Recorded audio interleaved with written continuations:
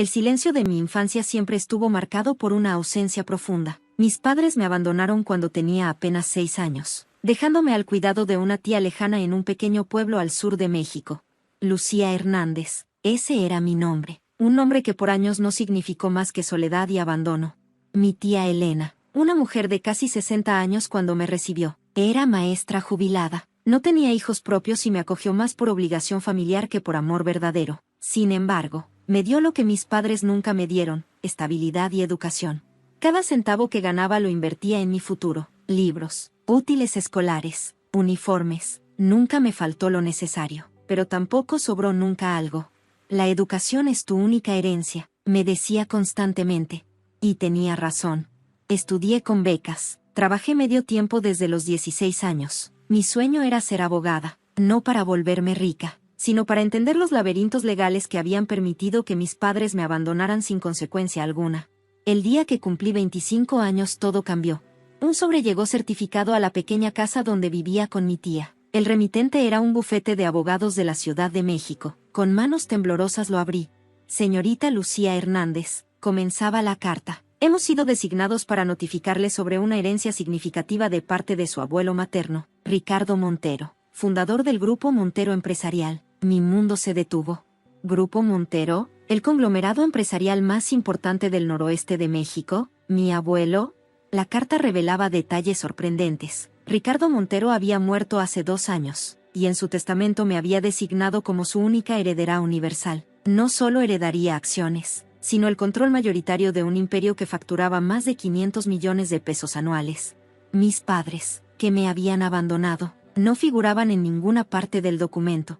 El bufete de abogados me citó en sus oficinas al centro de Ciudad de México, un despacho elegante, paredes de cristal y muebles de diseño que gritaban poder y riqueza. El abogado principal, Ernesto Gutiérrez, un hombre de unos 55 años con traje a la medida, me explicó los detalles de la herencia. Su abuelo, Ricardo Montero, fundó Grupo Montero hace más de 40 años. Comenzó como un pequeño negocio de transporte y logística, y lo convirtió en un emporio que incluye empresas de construcción, tecnología, transporte y bienes raíces.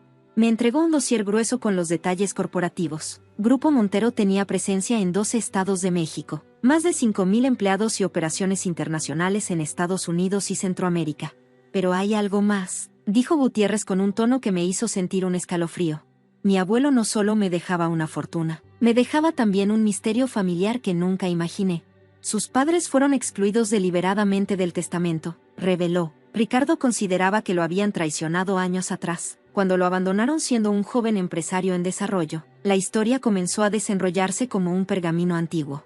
Ricardo Montero había nacido en un pueblo pequeño de Guanajuato. Sus padres, campesinos sin recursos, lo habían animado a buscar una vida mejor en la ciudad. Con 18 años, llegó a Ciudad de México con apenas unos cuantos pesos y una maleta llena de sueños. Su primer trabajo fue como ayudante de un pequeño transportista. Trabajaba 16 horas diarias, ahorrando cada centavo. A los 25 años compró su primer camión. A los 30, tenía una pequeña flota. Sus padres, en lugar de apoyarlo, lo criticaban constantemente. «Estás perdiendo el tiempo», le decían. «Deberías quedarte en el pueblo y trabajar la tierra». Pero Ricardo tenía visión. Cuando comenzó a tener éxito, sus padres cambiaron. Querían dinero, privilegios. Él les dio lo básico, pero nunca los integró completamente a su mundo empresarial. Tu abuelo era un hombre diferente, me explicó Gutiérrez. Frío, calculador, pero brillante en los negocios. Lo que no me esperaba era lo que vendría después. La revelación sobre mi familia fue más compleja de lo que imaginé. Ernesto Gutiérrez me explicó que mis padres biológicos habían intentado manipular a mi abuelo Ricardo años atrás, buscando controlar su fortuna emergente.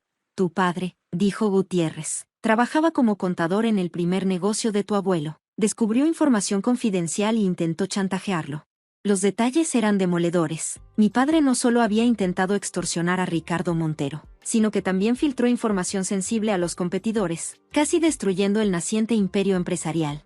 Ricardo respondió de la manera más estratégica posible. No los denunció públicamente, los eliminó silenciosamente de su vida, reconstruyendo su imperio y protegiéndolo de cualquier amenaza familiar.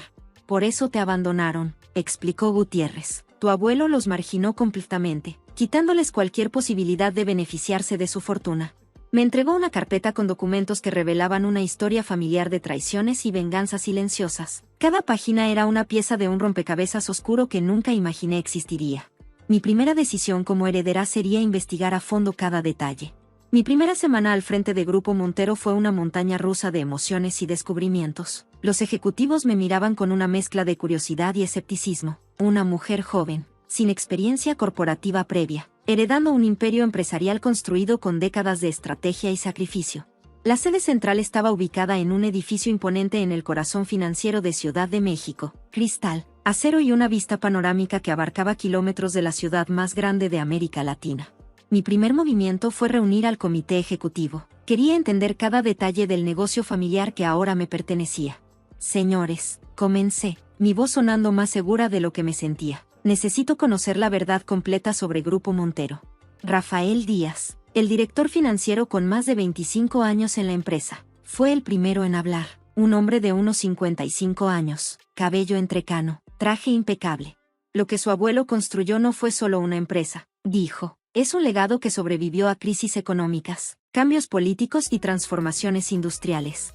Me mostró un archivo histórico que revelaba el verdadero origen del grupo empresarial. No era solo una empresa de transportes, como inicialmente me habían dicho. Era un conglomerado con intereses en múltiples sectores: logística y transporte nacional e internacional, desarrollo inmobiliario, tecnología empresarial, infraestructura de comunicaciones, inversiones en energías renovables. Cada área representaba una pieza estratégica construida meticulosamente por mi abuelo Ricardo. Tenemos contratos con el gobierno federal, explicó Díaz, proyectos de infraestructura que conectan regiones completas del país. Mi mente comenzaba a procesar la magnitud de lo que había heredado. No era solo una empresa, era un ecosistema económico complejo. Las siguientes semanas fueron una vorágine de descubrimientos y desafíos. Cada día en Grupo Montero revelaba nuevas capas de complejidad que jamás había imaginado. Los ejecutivos me observaban con una mezcla de expectativa y escepticismo. Una mujer joven de 25 años, sin experiencia corporativa previa, ahora controlaba un imperio empresarial construido con décadas de estrategia y sacrificio. Mi primera decisión fue profundizar en la historia familiar. No bastaba con conocer la superficie. Necesitaba entender cada recovecos de la traición que me había separado de mis padres biológicos.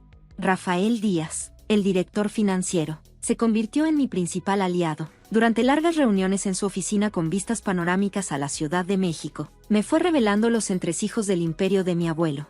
Tu abuelo Ricardo era un hombre de visión, me explicó una tarde mientras revisábamos antiguos archivos. Cuando otros veían solo un camión, él visualizaba toda una red de logística que transformaría México. Le pedí que me contara más sobre el origen real de Grupo Montero. Rafael extrajo un grueso expediente de su archivador de roble. Verás, Lucía, todo comenzó en realidad con un préstamo que nadie más quiso hacer.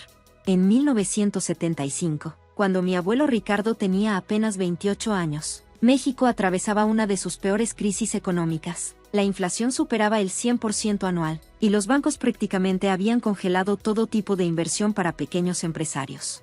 Ricardo había conseguido sus primeros 2 camiones después de años de trabajo arduo, pero necesitaba expandirse, y para ello requería una inversión que parecía imposible.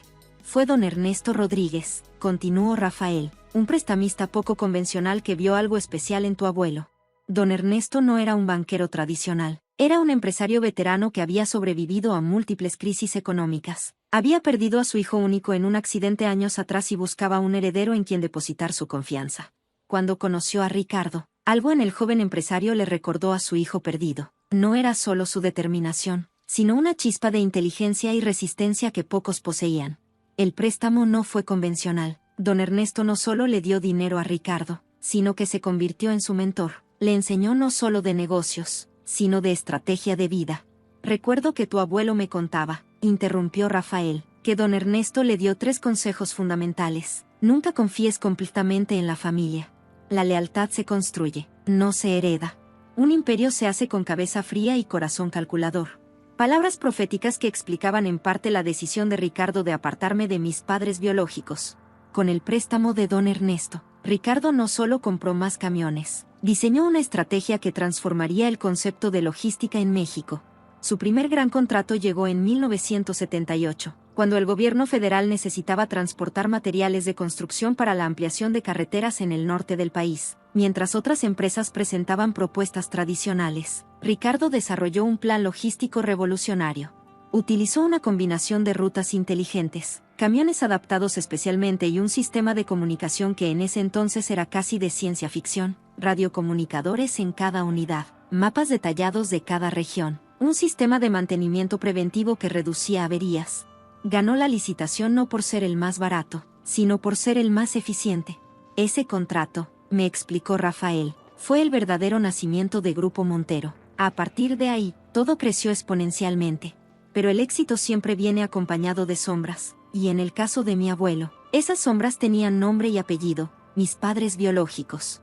Ernesto Gutiérrez, el abogado que me había revelado la herencia, tenía más detalles sobre la traición. Mi padre, Carlos Hernández, trabajaba como contador en la empresa inicial de mi abuelo. No era un empleado cualquiera, sino alguien de confianza, o eso parecía. Descubrimos, me explicó Gutiérrez, que Carlos comenzó a filtrar información confidencial a la competencia, datos sobre rutas, cotizaciones, estrategias de expansión. La filtración no era casual, era un plan meticulosamente diseñado para debilitar a Grupo Montero y beneficiar a una empresa rival que buscaba eliminar a mi abuelo del mercado. Mi madre, Elena Ramírez, conocía el plan, no solo lo conocía, sino que lo había ayudado a diseñar. Su motivación era simple y antigua, ambición. Cuando Ricardo descubrió la traición, no actuó con escándalo, no los denunció públicamente, simplemente los eliminó de su vida y de su imperio. La venganza de tu abuelo, me dijo Gutiérrez, fue silenciosa pero devastadora. Les quitó cualquier posibilidad de beneficiarse de su fortuna, los marginó completamente, usando su red de contactos para que ninguna empresa importante en México los contratara. Mi abandono cuando era una niña fue parte de esa estrategia de eliminación total.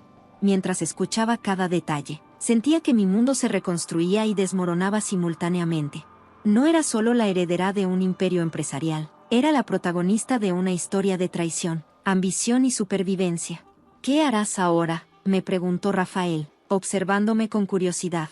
Mi respuesta fue inmediata: investigar, hasta la última consecuencia.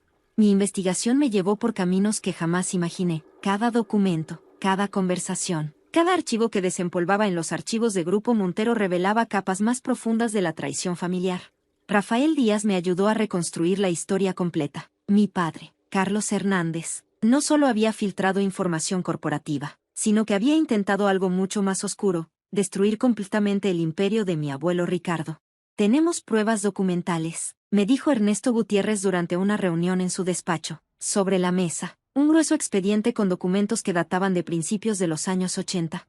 La filtración de información no había sido un acto aislado, era parte de un plan meticuloso para sabotear Grupo Montero. Mi padre había establecido contactos con una empresa rival, Transportes Nacionales S.A., dirigida por Javier Mendoza, un empresario conocido por su agresividad en los negocios. El plan era simple pero devastador: filtrar información estratégica, crear desconfianza entre los socios y proveedores de mi abuelo, y finalmente provocar su quiebra. Ricardo Montero no fue un empresario ingenuo. Cuando comenzó a sospechar de la traición, no actuó impulsivamente. Construyó una estrategia de defensa que involucró a los mejores abogados y asesores corporativos de México. Tu abuelo era como un jugador de ajedrez, me explicó Rafael, mientras otros movían peones. Él ya había planeado el jaque mate. Utilizó contactos en el gobierno, en la banca y en el mundo empresarial para crear un escudo protector alrededor de Grupo Montero. Cada intento de Transportes Nacionales por desestabilizarlo fue contrarrestado con precisión quirúrgica, pero la traición tenía un precio personal más alto. Mis padres no solo intentaron destruir el imperio empresarial, cuando vieron que no podrían beneficiarse económicamente, me abandonaron. Era su última carta, me reveló Gutiérrez. Pensaban que podría ser un medio para chantajear a tu abuelo en el futuro. Ricardo lo supo, y tomó la decisión más estratégica: me alejó completamente de ellos. Me dio una vida estable con mi tía Elena, pero sin revelarme mi verdadero origen. Mi primera gran decisión como heredera fue reestructurar Grupo Montero. No buscaba venganza, sino transformación. Identifiqué 3 áreas principales de inversión: tecnología de transporte sustentable, expansión en energías renovables, desarrollo de infraestructura digital. Rafael Díaz me ayudó a implementar estos cambios. Contratamos a los mejores talentos jóvenes, creamos un programa de innovación interno y modernizamos completamente la estructura corporativa. Mis padres biológicos seguían vivos, vivían en una pequeña ciudad del interior. prácticamente olvidados por el mundo empresarial que una vez intentaron manipular. Decidí encontrarlos, no para venganza, sino para entender. Cuando nos reunimos, la realidad fue más compleja de lo que imaginé. Estaban rotos, envejecidos por el peso de sus propias traiciones. Nunca imaginamos que perderíamos todo, me dijo mi padre con la voz quebrada. No los perdoné, pero tampoco los condené. Grupo Montero se transformó bajo mi liderazgo. No era ya solo una empresa de transportes, era un ecosistema de innovación que conectaba regiones, generaba empleos y miraba hacia el futuro. Mi tía Elena, que me había criado con tanto amor, fue nombrada presidenta honoraria de la fundación corporativa que creé para apoyar la educación en comunidades marginadas. La educación es tu única herencia, me había dicho una vez. Ahora esa frase cobraba un significado completamente nuevo. 20 años después de recibir esa carta que cambió mi vida, Grupo Montero se había convertido en un referente de innovación en América Latina. No era la historia que mis padres habían planeado, no era el imperio que mi abuelo Ricardo había construido originalmente. Era algo nuevo, algo mío. Mi nombre seguía siendo Lucía Hernández, pero ya no era la niña abandonada, era la líder de un imperio que transformaba vidas,